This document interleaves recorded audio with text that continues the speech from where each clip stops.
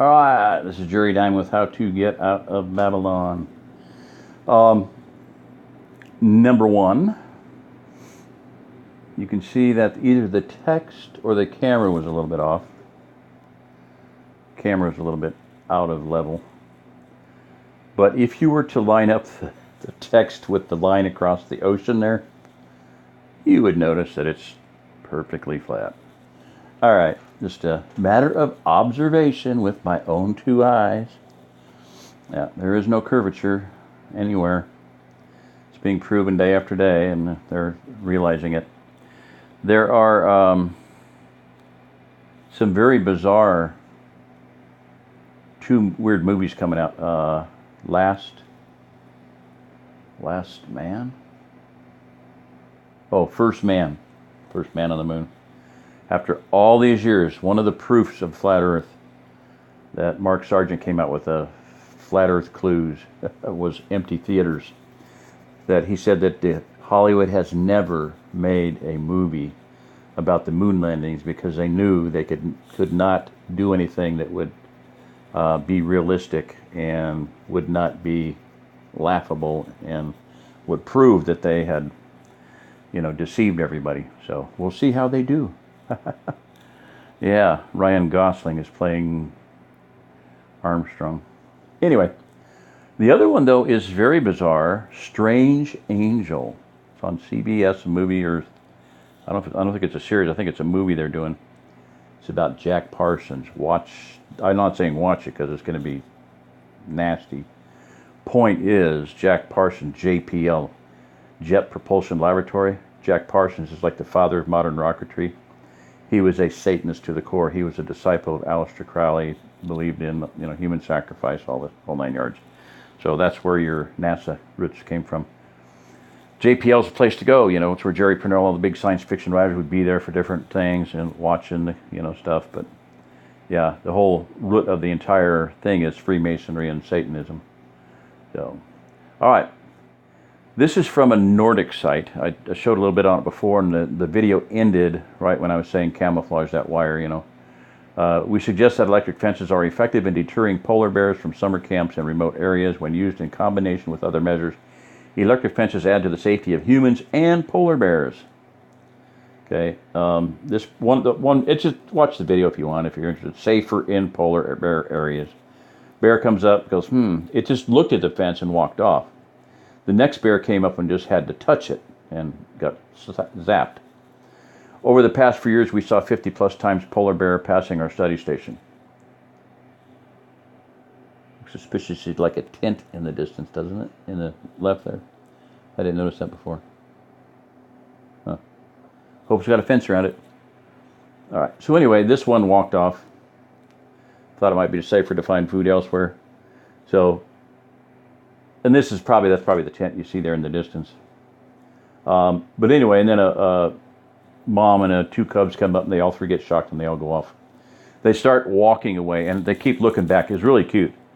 The cub would look back, and then the other cub looks back, and then the mom looks back, and then the cub looks back, and another cub, and then the mom looks back. And then right about the same time, all three of them start running to the water. They're like, all right, we're out of here. This is a lady who has set up over 120, I believe she said 120, 130 bear electric fence systems for everything from camps to bees to produce to hay, So, and you can see the title there. The channel is Grizzly Bear Solutions. So apparently, I'm going to say she might know something about electric fence for bears. Bottom right there, you see one, how to install an electric fence to prevent bear conflicts, defenders of wildlife. Obviously, if you can keep the wildlife from getting used to being fed, et cetera, et cetera, et cetera, they're gonna live longer because they're not gonna have to shoot them.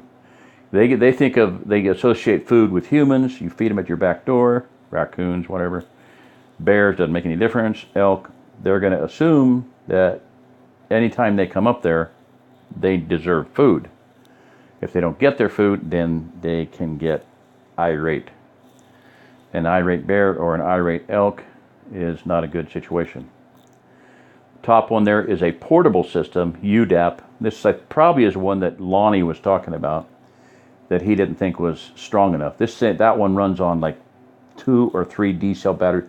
It'll run continuously for 3 weeks on 2 D-cell batteries. I'm like, yeah, right. I wouldn't put any money on that. Solar power, I mean, duh, you know. Get a good rechargeable gel cell battery and solar panel if you want to do anything in that respect. Grizzly Bear Coexistence. This is Grizzly Bear Solutions, that lady's deal. Not a lot of stuff there on that. And this is the Bear Shock ADAP, UDAP, whatever.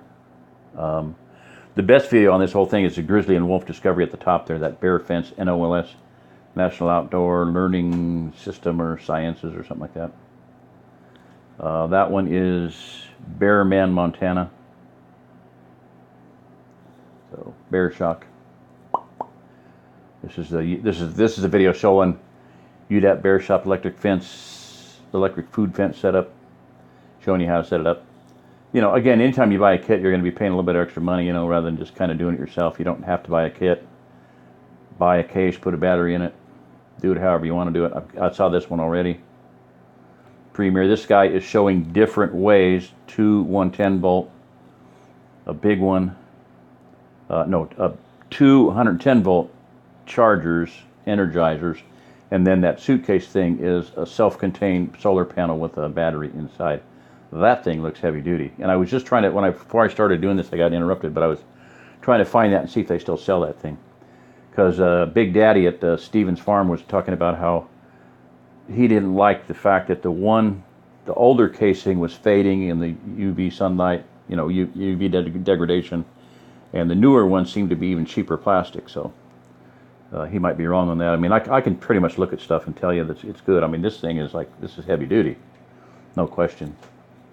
That looks like actually like a fiberglass casing. So, you know, maybe they sell that, maybe they don't. Who cares? Whatever. You know, make it, do it yourself if you want to do it. This was the honey guy. 1 honey beehive, and he put electric fence up around it. This is Art and Bree. We're just setting up fencing. So I've been through all these, so I'm just scanning through them again. This is Living Traditions. Stony Creek Heritage Farm. Now this is one on moving, and I mentioned that before too, but I would watch this whole video and actually figure out how much time it took them. If you're thinking of using it and have it be movable, you know, better to plan ahead. And if you're going to figure out that, you know, you moved it one time and that's the last time you ever want to move it for the rest of your life because it was so much work, then better to figure that out ahead of time. Watch a few videos and go like, okay, I'm not going to do that. Now, ideally, with a lot of people and with John Porcupine Ranch and farming or whatever, what you really want to do is use your portable, supposed fencing, but leave it permanent.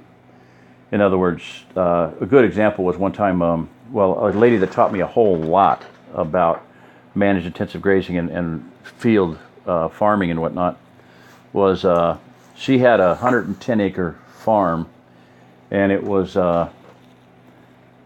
in the center was a pond, right in the center of it. So right where my hand is on the screen, right little screen there, there's a pond in the middle, and she just wagon wheeled. So she had 100 paddocks around that pond, and every one of them narrowed down. They were wider at the outside, narrowed down to the inside, and wagon wheeled. So that's ideal. And you can make lanes for cattle, goats, anything, sheep. They can walk. They've got 4 feet. Guess what? They can walk a long ways for water. If you have one water source and it's adequate, especially if it's a spring-fed pond. She said it was the quintessential $1 million spring-fed pond. So let your animals walk. She made corridors, you know, and the cattle would walk. That's what she raised. She'd raised a couple hundred cows, feeder calves. She had 200 Barbados goat and about 200 sheep, Barbados sheep. So goats and sheep. So, and all on 100 paddocks. So she just rotated them. And it might have been a little bit different times of the year, but one person, one lady, 3-pound hammer and little stakes, little rods like that, did the whole thing. Now, the trick is to train them from the time they're a baby. Ian's cattle need one strand, and it doesn't have to be hot. They respect it. They don't push it. Now, calves, they go under, they come in, they go out, they come in, they go out. I mean, calves are always a little the wild card, but whatever. So anyway, that's about it. But my point overall is that for a lot of your bigger predators, and I'm mainly looking at this because of the fact that we are looking at a lot of people needing to do something to, number one, be safe on their property from larger things like bears and feral hogs and whatever. And two, to be able, for them personally be safe. Because, you know, if something happens to you, your farm is no longer viable. So, number one, safety of the family living there, the people living there. Two, safety of your livestock, your animals, whether it be chickens, starting out with chickens, goats, sheep, ducks, geese, whatever. Geese are great watchdogs. Ducks have their place.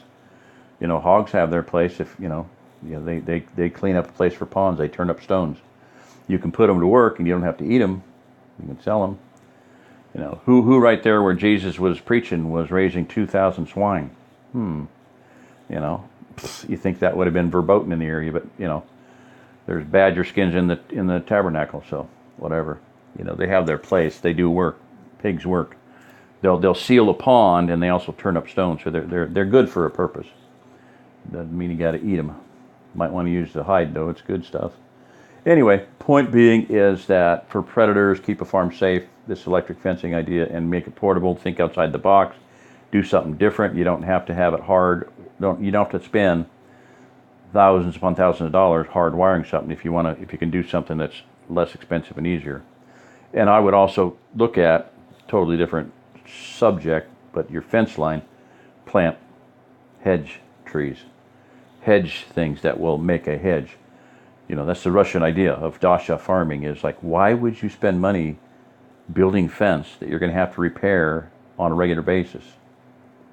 Why not plant trees? They get bigger and stronger and tighter as the years go on. You're never going to have to replace them, ever. Period. End of story. So, good thought, you know. Elm, different kinds of barrier bushes. All right, that's it. Thank you. God bless. I'm done for it. Be praying for me and everybody moving here. I gotta get in touch with a few people and try to help a few people, and, you know, such is life. The wheels keep a rolling, and squeaky wheels get the grease, you know. So if you need help, holler. If you're okay, don't holler. Be praying for Bonnie. They got in, the boys were in the pool. I guess she got an apartment and rolled right into something, so had that all worked out. I'm glad. Be praying for Margot, Sister Margot. She needs a place really bad, so do what I can to help her. Haven't heard anything from Jared and his daughter. They were doing okay last time I heard. They're on their 1 acre down there somewhere toward Howell County. All right, that's it. Sister Sue's going to come out someday. Brother Ron from California is here somewhere. There near where Bonnie is in Arkansas, and Sue's heading there before long. She had a bad tooth or something, so was delayed. Oh, and the moving truck broke down. Oh my gosh, that's like weird timing. So, all right, this is Jerry Diamond. If you're listening to this, you are the remnant.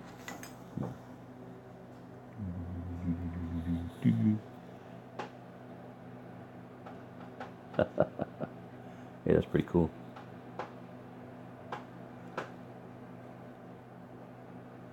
Get an infinity of mirrors there. Let's fractalize this, hologram it.